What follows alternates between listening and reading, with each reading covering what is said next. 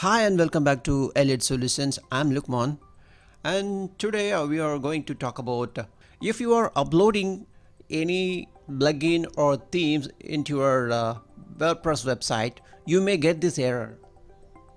The uploaded file exceeds the upload max file size directive in php.ini. This error message can appear when you are uploading large images, videos, plugin themes, any type of files that you upload to your WordPress site. In this video, we are going to help you fix the problem and make it so that you can upload large files into your WordPress website. Log in into our Cpanel and go to down,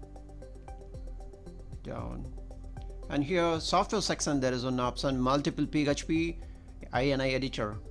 Enter into that and configure php on your selected domain name, and down here you can change your upload max file size.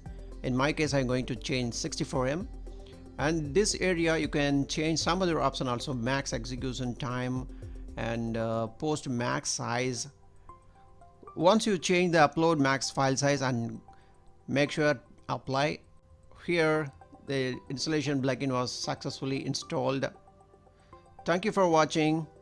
I hope this video is very useful to you. Please like this video and share it with your friends, and make sure subscribe our channel. Thank you for watching.